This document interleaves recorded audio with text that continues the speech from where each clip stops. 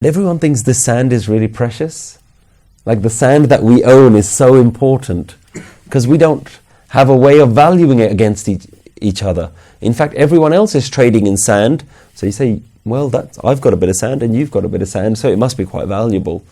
We're not comparing like for like when we look at Naam and Simran and Bhakti and meditation. We're not comparing like for like. This is nothing that we can do in the world that can compare to these diamonds that are waiting for us on the other side.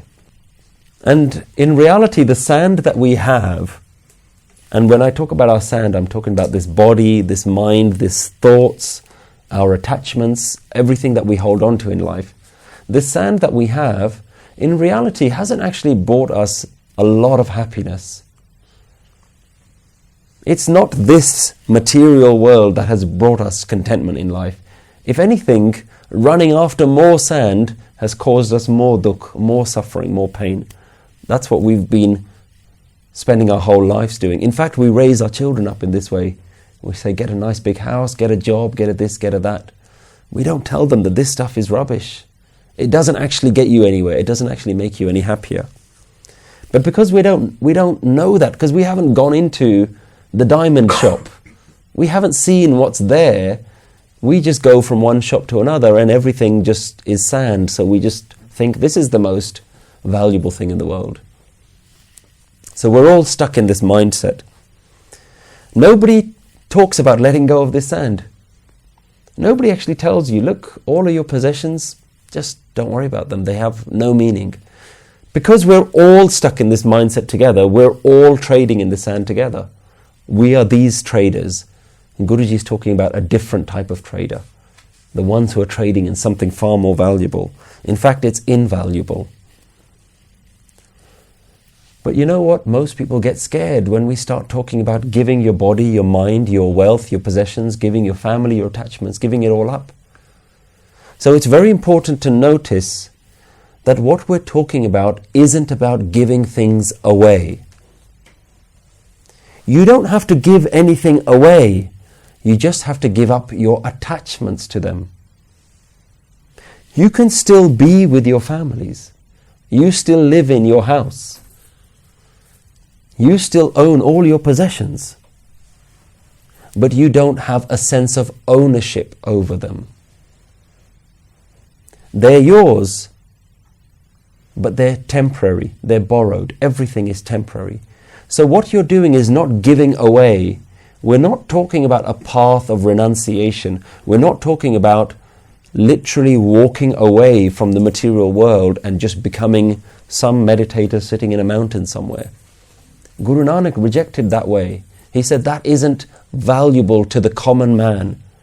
So Guruji isn't asking you to give anything away, but you have to give everything up. And there's a difference. So all you're abandoning really is your sense of ownership over these things, your attachment to these things. You no longer think that you are the keeper, the owner of these objects. That includes your body, that includes your mind, that includes all of your thoughts, your opinions, your deep personal memories.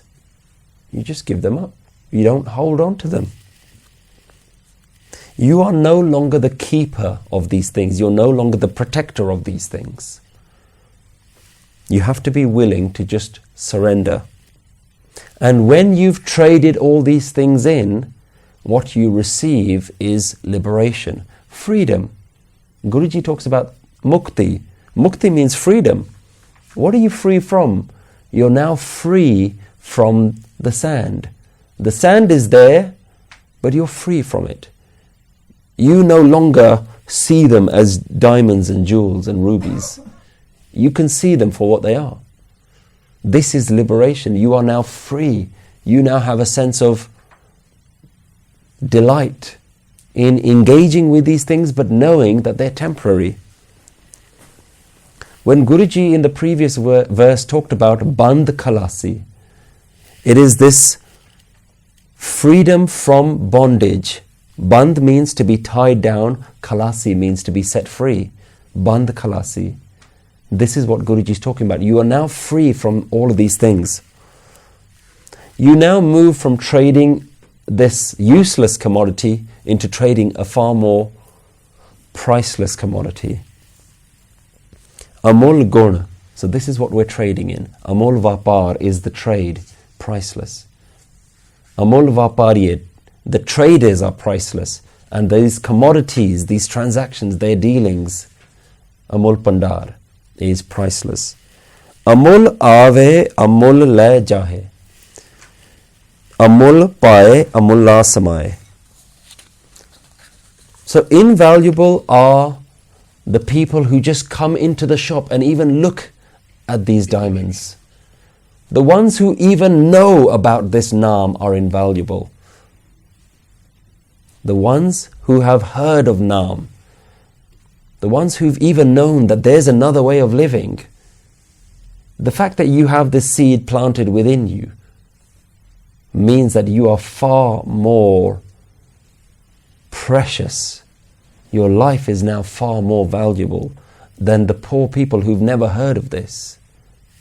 That's real poverty and real richness. The ones who've known the experience, the very mention of Naam, that is priceless. Amul ave, the ones who've entered into this shop. Guruji says, just the customers walking into this shop are priceless. And then Guruji says, Amul le jahe, the ones who take this away, the ones who go and buy this product, they are priceless. So the ones walking into this store are priceless. The ones who've taken it away are priceless. Amul pae, amul la samaye. So invaluable is love. So now we're talking about what we're trading. We're trading in this love. And amul la samaye. These people who have come in, known Naam, taken Naam away, invaluable is their love. And invaluable is their merging, amul la samaye. They are merged, submerged into this commodity. Every analogy has its weakness. We talk about a product, we talk about people taking it away, but every analogy has a limitation. So Guruji is trying to clarify this analogy. You're not coming home with anything. You're not now trading one attachment for another attachment. Because you can say, look at me, I've given up all of this, but now I'm attached to this. So Guru says, this is not an attachment. This is a merging. You are submerged lovingly. Amul pae, amul la samaye. You're merged into this commodity. You lose yourself into this commodity of Naam. You don't take this Naam away and now attach yourself. You don't create an ego. You don't create a self-identity around this. You don't go from being a worldly trader to a spiritual trader and saying, look at me now, I'm now a spiritual person. Guruji is clarifying the analogy. Amul la samaye. You are submerged into this priceless thing. So those who have come into contact with Naam, just think about, if we look at the simple understanding of reincarnation, we would say that it has taken you countless lives to be born into a life, into a family, into a situation where you've heard about Naam. 7 billion people on this planet. How few, how rare are the ones that have known about Naam, that have gone into the shop, that have taken it away, that have merged into that Naam. How priceless is that? And to have even come across a trader of Naam, even to know somebody else who trades in Naam, who talks about Naam, who shares Naam, who can show you Naam, who has Naam within them, how priceless is that experience? And if you take Naam into you, if you merge into that Naam, if you let that Naam transform you, then it makes you priceless, invaluable. Who knows how many lifetimes it's taken for you to know this Naam? And now that you know about it, what are you going to do? Are you going to take this opportunity, or are you going to waste it? Amul pae, amul la samaye. Invaluable is their love, invaluable is their merging. So you now have to absorb yourself dissolve yourself into Naam. Bring Naam as the only thing that's in you. Amul taram, amul diban, amul tul, amul parvan. So before we go into the meaning of that, let's just have a look at the two different spellings that we're now seeing. The first line has the top spelling of amul, which we would say is mukta. It doesn't have this ankar underneath, this last vowel. So the top line has all of them, the words amul, without this, and the bottom line has it with it.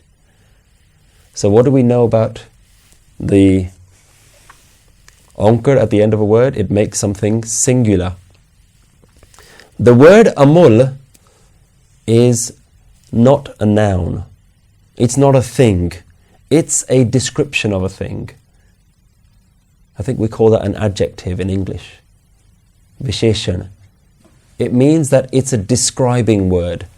So if you take a word like a house, that would be a noun, house. When you start adding more characteristics to that house to explain to somebody what is your house like, you will say it's a tall house, it's a big house, it's a wide house. Those words are descriptive words, they're called adjectives. Now, when in Gurmukhi grammar you have an adjective, so we're saying something is priceless. So we're not sure what that thing is. We're just saying priceless. It's not a product. Priceless has to be something. Something has to be priceless.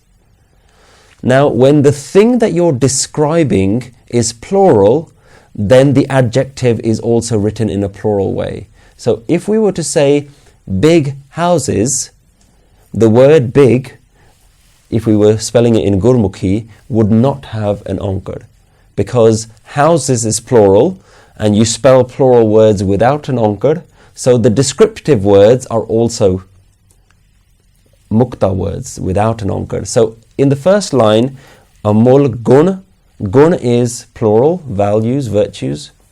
Amul vapar, plural. You'll notice all of those words don't have an ankar. Amul vapariye, amul pandar, all of those are plural words, so the amul attaching to all of them is also plural. In the next line, the words taram, diban, tul and parvan all have an ankar, which means the words that we're describing are singular words, so the describing word also becomes singular. So it makes it very clear which word you're describing. So amul taram. So the top one is an adjective for plural words. The bottom one is an adjective for singular words. Amul taram, amul diban, amul tul, amul parvan.